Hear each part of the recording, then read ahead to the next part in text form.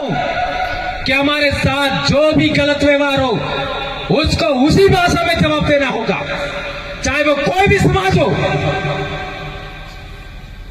हम यहां के मुर्गे हैं। 5 जनवरी 2011 सुप्रीम कोर्ट ने कहा कि भील आदिवासी भारत देश का इंडिजिनस है, अबोरिजिनल पीपल है, ओरिजिनल इनहेबिटेंट ऑफ इंडिया है, नेटिव पीपल है, आदिवासी है, यह लिखा है। और भारत देश का 8% आदिवासी इस देश का मूल मालिक है, बाकी सब लोग बाहर से आए हैं, यह सुप्रीम कोर्ट ने बोला। क्या सुप्रीम कोर्ट की बात गलत हो सकती है? ये बताइए। इसलिए मैं कहना चाहता हूं कि आपको पढ़ना पड़ेगा, जानकार बनना पड़ेगा और संविधान के दायरे में रहते हुए, कानून के दायरे में रहते हुए हमें बोलना सीखना होगा। आज 2015 में जब आदिवासी परिवार बना तब बहुत सारे लोग बोलना नहीं जानते थे। आज देखिए बोलने वाले इतने ज्यादा हो गए हैं, समय कम पड़ रहा है, समय कम पड़ रहा है। इतने सारे बोलने वाले वक्ता हैं। यह आदिवासी परिवार की ताकत है। यह किया है आदिवासी परिवार ने। कोई नहीं जानता था हमारे महापुरुषों को। आदिवासी महापुरुषों का जन्म जयंती दूर की बात है, चौक चौराया बनाना दूर की बात है। लगातार 10 साल के आसपास होना आया, इतना बड़ा जन जागरण चला और पिन पॉइंट जानकारी दिया। जो बात सच है, आज तक मैंने जो भी बात बोली है, एक बात भी गलत सिद्ध करके दिखाई है। मैं रोज 3 से 4 घंटा पढ़ता हूं। आज भी मेरे बच्चे कहते हैं कि हम पापा के बराबर हम नहीं पढ़ सकते। मेरे बच्चे कहते हैं, रोज पढ़ता हूं। मेरे समाज को कौन सी जानकारी मुझे देनी है जो आने वाले समय में दूसरे लोग दे पाए या ना दे पाए, इतना पढ़ पाए या ना पढ़ पाए, वो सब जानकारी हम जुटाते हैं और फिर आपके बीच में रखते हैं। तो कई बार ऐसा भी लगता है कि ये बात हमने पहले कभी नहीं पढ़ी, कभी नहीं सुनी, लेकिन बाद में पता लगता है बात सच थी। इसलिए मैं कहना चाहता हूं कि दोयम दर्जे का आपको क्यों माना जाता है? दोयम दर्जा मतलब दूसरा दर्जा। तो आप इस देश के मूल रहने वाले हैं और दूसरे लोग यदि हम लोगों को ऊपर करेंगे, बराबर मानेंगे और आपका उनके ऊपर अपन को रखेंगे, तो उनको अपने आप को खतरा महसूस हो रहा है। यह है बड़ी समस्या। यदि हम लोग अपने अधिकारों को जान गए, अच्छी पढ़ाई ले लिया, अच्छा हमारा स्वास्थ्य हो गया, अच्छे हॉस्पिटल चिकित्सालय खुल गए, अच्छी स्कूलें खुल गई और अच्छी खेती बाड़ी करने लग गए, अच्छा पशुपालन करने लग गए, जल जंगल जमीन विकसित हो गया, हमारे हर घर पे पानी पहुंच गया, तो हम खेती बाड़ी में भी नंबर 1 हो सकते हैं, पढ़ाई में नंबर 1 हो सकते हैं, स्वास्थ्य में नंबर 1 हो सकते हैं, मजदूरी में तो हम नंबर 1 है ही सही। तो इस देश में राज्य व्यवस्था जो चल रही है उसमें राजे हम पुनः बन जाएंगे, पुनः राजा बन जाएंगे। इसलिए हमारे साथ ऐसा व्यवहार होता है, ये बात समझना होगा। देवला में हमारा जो आदिवासी परिवार का कार्यक्रम हो रहा है उसमें पधारे पाली, सिरोही, उदयपुर 3 जिलों के प्रमुख साथी यहां पर मौजूद हैं और हमारे डूंगरपुर सलम्बर से भी कुछ साथी, प्रतापगढ़ से भी कुछ साथी यहां पर आए हैं और मध्य प्रदेश से हमारे विधायक जी भी पधारे हैं। अभी आपके एमपी साहब भी यहां पर आने वाले थे, राजकुमार जी, लेकिन वो उनका स्वास्थ्य खराब हो गया, बीमार हो गए, इसलिए उन्होंने मेरे को बोला कि मैं नहीं आ पाऊंगा, तो मेरी बात भी थोड़ा सा आप अपने तरीके से कह देना, ऐसा बोला था। दोस्तों, हमारे समाज के सामने क्या क्या समस्याएं हैं और समस्याओं का कारण क्या है उसके बारे में हमारे साथियों ने, हमारी बहनों ने बहुत अच्छी बातें आपके बीच में रखी। बहुत अच्छी बात हमारे वक्ताओं ने रखी, बहनों ने रखी, और आपने भी सुना, समझा, सब कुछ किया। लेकिन एक जरूरी बात मैं कहना चाहता हूं, आखिर क्या कारण है कि हमको दोयम दर्जे का इंसान माना जाता है? यानी दूसरे लोग तो ऊंचे हैं, बड़े हैं, उनकी इज्जत ज्यादा है, उनकी प्रतिष्ठा ज्यादा है, और हमारी इज्जत, हमारी प्रतिष्ठा, हमारा सम्मान कम है। उसका कारण क्या है? लोग कई अपनी अपनी बातें कहते हैं कि हम ऐसा है, वैसा है, ये है, वो है, और हमारे समाज को थोड़ा कमतर आंका जाता है, नीचा आंका जाता है। आखिर उसका कारण क्या है?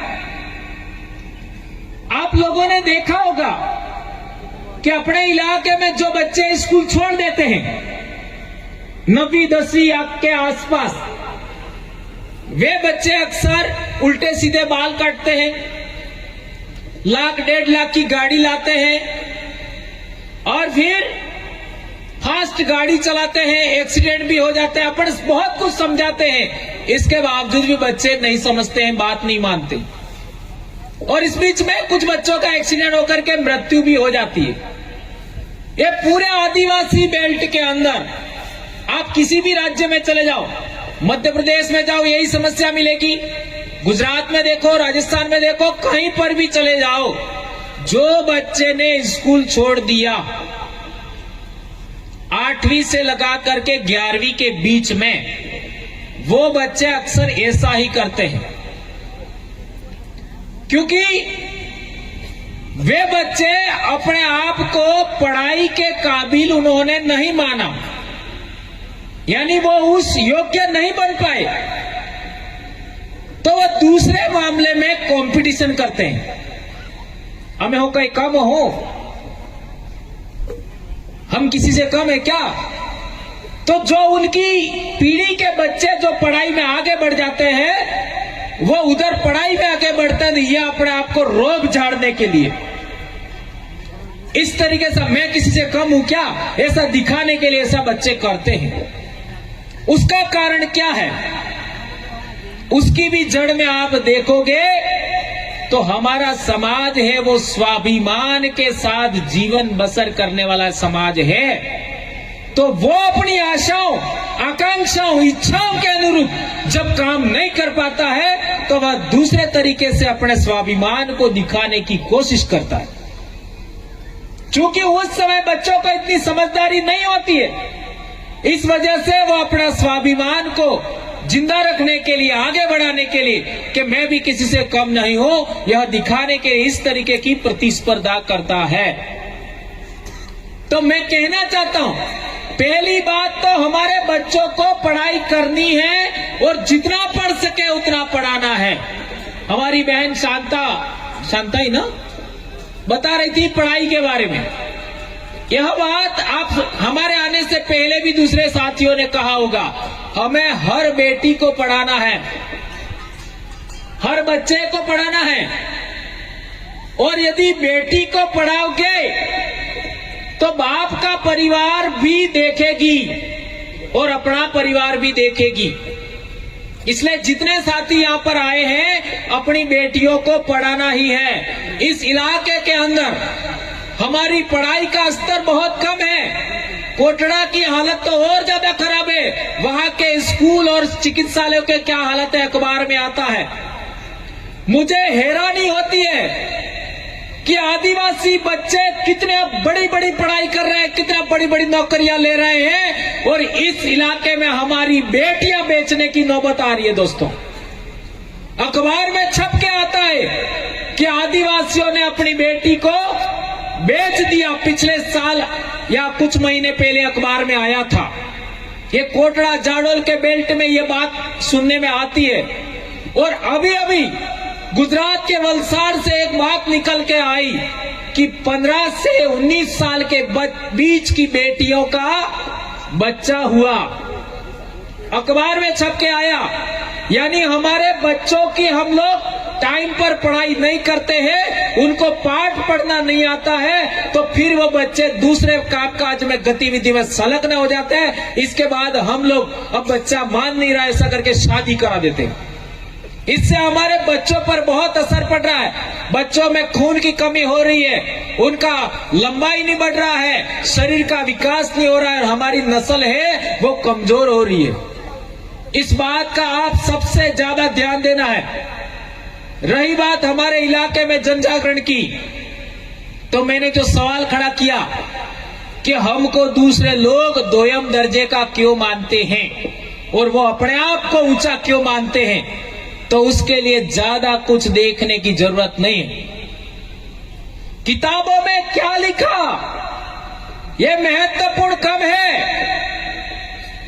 शास्त्रों में क्या लिखा ये महत्वपूर्ण कम है। हमारे जीते जी कौन हमारे साथ कैसा व्यवहार कर रहा है, यह अनुभव बहुत बड़ा है दोस्तों। ये बात समझना होगा। किताबों में किसने क्या लिखा, शास्त्रों में क्या लिखा, हमारे जीते जी हमारे सामने हमने हमारे जीवन के अंदर कौन इंसान हमारे साथ कैसा व्यवहार करता है, यह अनुभव बहुत बड़ा है। इस बात को आप याद रखिए। तो हमारा अनुभव है, आज मेरी उम्र भी 50 साल एग्जैक्ट चल रही है अभी, और मैंने अपनी पढ़ाई के दौरान मेरे को कभी मालूम नहीं पड़ा कि मेरे समाज के साथ छुआछूत होती है, क्योंकि मैं पाल का बेटा हूं और पालों में किसी की हिम्मत नहीं है, किसी की औकात नहीं है कि पालवी आदमी को कोई छुआछूत करे किसी के सामने, हिम्मत नहीं है कि वो उसको दबाए। और हम तो ऐसी पाल के रहने वाले हैं जिस पाल ने डूंगरपुर के दरबार को भी शरण दिया था, हम उस पाल सुराता के लोग हैं। तो मेरी पढ़ाई के दौरान कभी मेरे को पता नहीं लगा कि मेरे समाज के साथ ऊंच नीच का व्यवहार, छुआछूत का व्यवहार, भेदभाव कोई दूसरा समाज करता है, ये कभी मेरे को मालूम नहीं पड़ा। और जहां तक पढ़ाई की बात करो, मैं किसी भी क्लास में चौथे स्थान पर कभी नहीं आया। मेरा सरकारी नौकरी होने तक पहला, दूसरा, तीसरा स्थान ही मेरा रहा, और जैसे जैसे बड़ी क्लास में आया पहला स्थान ही मेरा ज्यादा रहा है। 12वीं में भी पहला स्थान, एसटीसी में भी पहला स्थान, बीएड में पहला स्थान, और कॉलेज में मेरा दूसरा स्थान। ऐसी मेरा पढ़ाई रहा, तो मेरे को कभी मालूम ही नहीं पड़ा कि मेरे अपने समाज को दूसरे दर्जे का माना जाता है, छुआछूत बरती जाती है खान पान के मामले में, कभी मालूम नहीं पड़ा। लेकिन जैसे ही मैं नौकरी लगा और हमारा आसपुर ब्लॉक है, वहां पर मैं पहली बार गया, तो वहां एक बढ़िया भाई था, वो हमारे स्कूल पर आया और उसने हमको कहा कि मार साहब मेरे घर चाय पीने आना। अब उस समय मेरी इतनी कम उम्र थी कि मेरी मूंछ तक नहीं आई थी, और उस गांव में पाटीदार लोग ज्यादा थे, तो वो कहते थे बाल बुद्धि मास्टर આવ્યો એમ। बाल बुद्धि એટલે समझ में આવ્યો, यानी छोटी उम्र का मास्टर आया है। क्योंकि मैं तो 21 साल में मेरी नौकरी होगी, तो मैं उसके घर चाय पीने गया, और वो भी इसलिए कि ये यहां रहेंगे तो मेरी दुकान पे सामान खरीदेंगे, उसका वो स्वार्थ। तो हम लोग 3-4 लोग गए, अब चाय पिलाई, तो कप उन्होंने, उसके वाइफ ने वो वहीं पर नीचे रख दिए। अब ऐसा मेरे साथ में कभी हुआ नहीं था, तो मैंने, हमारा एक दूसरा साथी था, उसको पूछा कि ये अंदर क्यों नहीं लेके गए, तो उसने बताया कि यहाँ ऐसा ही होता है, ये दूसरे समाज के लोगों के साथ ऐसा करते हैं। तो मैं तो बहुत पाली आदमी था, तो गुस्से हो गया मैंने उस बढ़िया को ऐसी लताड़ लगाई सेम टाइम कि तुम्हारे घर पे जो सुविधा है ना उससे ज्यादा मेरे घर सुविधा है। तुम्हारे घर में जितनी पढ़ाई नहीं है उससे ज्यादा तो मेरे घर में पढ़ाई है। तुम्हारे पास जितनी जमीन नहीं है ना उससे ज्यादा मेरे पास जमीन है। और मेरे घर में मैं छठवां आदमी हूं जो नौकरी कर रहा हूं। मेरे दादा भी पढ़े लिखे हैं, मेरा बाप भी पढ़ा लिखा है। ऐसा करके मैंने उस समय जो आए वो ठोक दिया। अब बेचारा वो तो हाथ जोड़ने लग गया, क्योंकि वो तो शायद ऐसा नहीं करता, लेकिन उसके परिवार में जो चलता था तो उसके वाइफ ने ऐसा कर दिया। तो उसके वाइफ को भी बाद में थोड़ा सा रियलाइज हुआ कि मर्द साहब कह रहे हैं तो हमको ऐसा नहीं करना चाहिए था। अब बेचारे वो लोगों ने माफी भी मांगी और इसके बाद में उन्हीं के मकान में मैं रहा। और उनके घर में कभी भी छाछ बनती छाछ दे जाते, घी बनता तो 1 कप घी मुफ्त में दे जाते। सोचिए, ये घटना मैंने आपको क्यों सुनाई? मैंने 1 मिनट भी वो बात स्वीकार नहीं की, सहन नहीं की, तत्काल रिएक्शन किया। यदि आपके साथ में गलत व्यवहार होता है और आपने तत्काल रिएक्शन किया होता तो आज आदिवासियों की यह दशा नहीं होती। हम लोग सहन करते हैं, हम लोग भेदभाव चलते हैं, शोषण चलते हैं, यह हमारी गलती है। हमें तत्काल रिएक्शन करना चाहिए, एहसास दिलाना चाहिए कि तुम हमारी रोटियां खा रहे हो, हमारे इलाके में रह रहे हो, हमारे बाप दादाओं की जमीन पर तुम रह रहे हो, हम तुम्हारे बाप दादाओं की जमीन पर नहीं रह रहे। ये बात आपको बोलना चाहिए था। आप लोगों ने ऐसी बातें नहीं बोली, आप लोगों ने सहनशीलता बरती, इसलिए आपको 2 दर्जे का माना जाता है। ये बात समझना होगा दोस्तों।